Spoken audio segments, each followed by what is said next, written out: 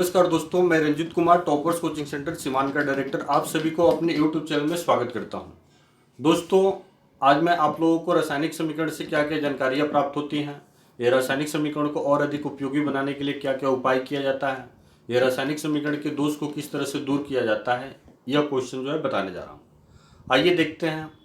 पहला जो है दोष होता है अवस्था से संबंधित। तो अवस्था से संबंधित दोष को दूर करने के लिए देखिए क्या करते हैं। पहले अवस्था से संबंधित दोष होता क्या है। रासायनिक समीकरण जो होता है उसको देखने के बाद से जो है हमको इस बात की जानकारी प्राप्त नहीं होती है कि अभिकारक तथा उत्पाद में कौन सा पदार्थ ठोस है, कौन सा पदार्थ द्रव है। यह रासायनिक समीकरण का एक दोष है। जैसे आप देख रहे हैं रासायनिक समीकरण में यहाँ कार्बन ऑक्सीजन से क्रिया करके कार्बन डाइऑक्साइड बना रहा है, तो इसमें कार्बन ठोस है कि द्रव है, कि ऑक्सीजन ठोस है कि द्रव है, कार्बन डाइऑक्साइड जो बन रहा है वो ठोस है कि द्रव है, इसकी जानकारी जो है नहीं प्राप्त होती है।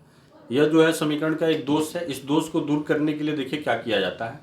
रासायनिक समीकरण में जो है इस दोष को दूर करने के लिए यदि अभिक्रिया में कोई ठोस पदार्थ है तो रासायनिक समीकरण में उसके नाम के आगे जो है एस लिख दिया जाता है। जैसे कार्बन ठोस है तो उसके नाम के आगे एस लिख दिया गया, इसका मतलब सॉलिड होता है। उसी तरह से गैस है तो उसके नाम के आगे जी लिख दिया जाता है। जैसे ऑक्सीजन जी है तो नाम के आगे जी लिख दिया है, गैस है ऑक्सीजन। उसी तरह से कार्बन डाइऑक्साइड गैस है तो इसके नाम के आगे जो है जी लिख दिया जाता है, यानी CO2 आपका गैस है। उसी तरह से यदि कोई पदार्थ जो है द्रव है तो उसके नाम के आगे जो है एल लिख दिया जाता है, लिक्विड लिख दिया जाता है। H2O जो है आपका द्रव है। तो इस तरह से अवस्था से संबंधित दोष को हम दूर कर लेते हैं। याद रखिएगा, अवस्था से संबंधित दोष को दूर करने के लिए रासायनिक अभिकारक और उत्पाद में जो पदार्थ ठोस होता है तो उसके नाम के आगे एस लिख दिया जाता है। यदि जो है द्रव होता है तो एल लिख दिया जाता है, और गैस होता है तो उसके नाम के आगे जी लिख दिया जाता है, जैसे अभी हम उदाहरण में आपको समझाया। अगला दोष होता है गैस की उत्पत्ति की जानकारी। रासायनिक समीकरण को देखने के बाद से इस बात की जानकारी प्राप्त नहीं होती है यह अभिक्रिया के फलस्वरूप जो है वह गैस की उत्पत्ति कहाँ से हो रही है। यह रासायनिक समीकरण का एक दोष है। तो इस दोष को दूर करने के लिए देखिए क्या किया जाता है। जैसे यहाँ देख रहे हैं, लोहा जो है सल्फ्यूरिक अम्ल से क्रिया करके फेरस सल्फेट बना रहा है और हाइड्रोजन गैस बना रहा है, लेकिन रासायनिक समीकरण हम देख रहे हैं तो इसमें हमको जानकारी प्राप्त नहीं हो रही है कि कौन जो है गैस बन रहा है। तो यह एक तरह का दोष होता है। इस दोष को दूर करने के लिए देखिए क्या किया जाता है। रासायनिक समीकरण में यदि गैस की उत्पत्ति होती है तो उसके नाम के आगे, तत्व संकेत के नाम के आगे ऊपर की तरफ तीर का चिन्ह दे देते हैं। तो इससे पता चल जाता है कि यह जो है पदार्थ जो है गैसीय पदार्थ की उत्पत्ति हो रही है। जैसे यहाँ पर हाइड्रोजन गैस के रूप में बाहर निकल रहा है, इसलिए हाइड्रोजन के नाम के आगे ऊपर की तरफ तीर का चिन्ह दे देते हैं। तो इस तरह से गैस जो दोष होता है, गैसीय दोष जो होता है, उस दोष को हम दूर कर लेते हैं। याद रखिएगा, गैस से संबंधित दोष को दूर करने के लिए जो है अभिक्रिया में गैस की उत्पत्ति होती है तो रासायनिक समीकरण में उसके नाम के आगे जो है ऊपर की तरफ तीर का चिन्ह दे देते हैं। तो इस तरह से इस दोष को हम दूर कर लेते हैं। अगला दोष होता है ऊष्माक्षेपी और ऊष्माशोषी की जानकारी। तो ऊष्माक्षेपी का मतलब जिसमें जो है ऊष्मा बाहर निकलता है उसको ऊष्माक्षेपी बोलते हैं, और जिसमें अलग से ऊष्मा दिया जाता है उसको ऊष्माशोषी बोलते हैं।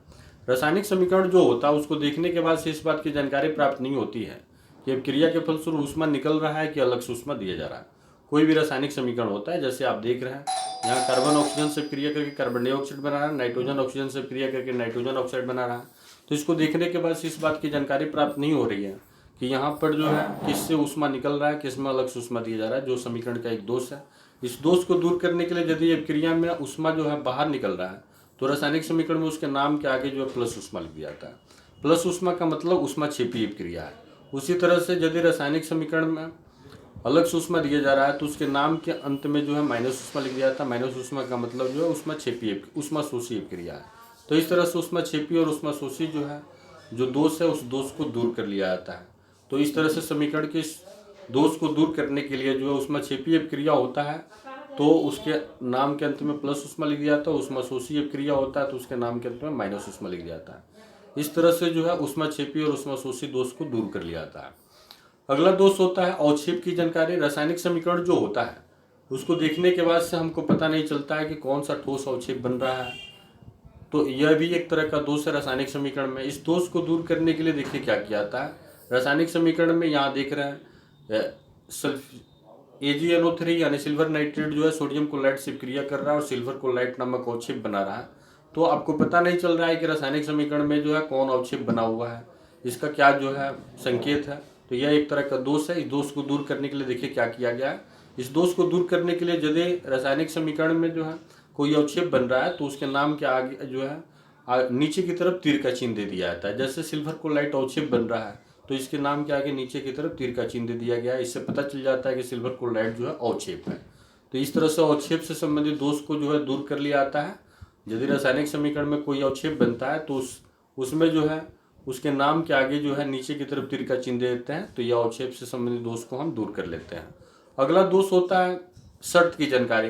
रासायनिक समीकरण जो होता है उसमें हमको यह पता नहीं चलता है कि रासायनिक समीकरण जो है वो जो है किस कंडीशन में हो रहा है, यानी किसकी उपस्थिति में हो रहा है। तो यह रासायनिक समीकरण का एक दोष है।